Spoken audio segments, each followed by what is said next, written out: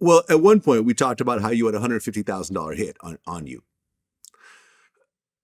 Since then, you've helped lock up 2 major mafia bosses and involved in lots of other deals involving some pretty scary individuals from Colombia, all over the US, Italy, Sicily, and Europe, and so forth.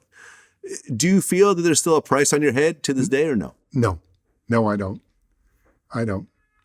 No, the relationships I had with a lot of these people, I remember there's a famous attorney in New York City. His name is Jerry Lefcourt. When the Sicilians were on trial in Philadelphia, they brought him down just to cross-examine me. They paid him $30,000 just to cross-examine me. And he tried to say, well, it was a brotherly relationship between you and the Sicilians. I says, I wouldn't call it a brotherly relationship when I give them $1 million, you know. And this was the magnitude of it. But all the other people, like they sent me out to Detroit to the Giacalone family, okay? And I infiltrated the Giacalone family out in Detroit. And the guy that I was dealing with was their enforcer, Bobby LaPuma, who was a killer. And, you know, I walked away from that case, and I didn't feel that there'd be any retribution against me or anything like that. And a number of the other cases, I went up to Canada and worked on the Catroni family. And again, I didn't have any feeling that they would come after me. No, so I would say I've been lucky, and I mean, I still look in my rearview mirror, you know, when I get in the car. But that's what I've always done.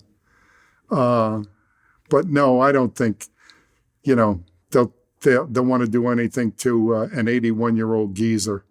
So. Well, Frank, Panessa, I appreciate you coming in and sharing your story. People have different views when it comes to drugs.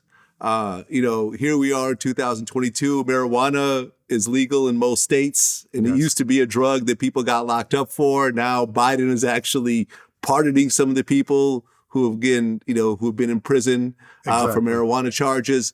But I think what you were doing in particular, in terms of stopping the heroin trade, I don't think too many people would have a problem with that, because ultimately heroin is a terrible drug that has horrific results in multi-generational situations. It still does.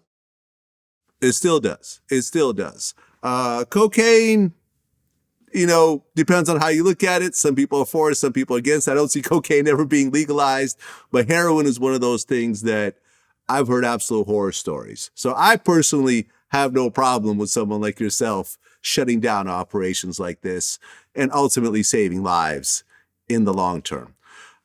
So I appreciate you coming in, sharing your story, and wish you all the best. Well, it was great talking to you, Vlad.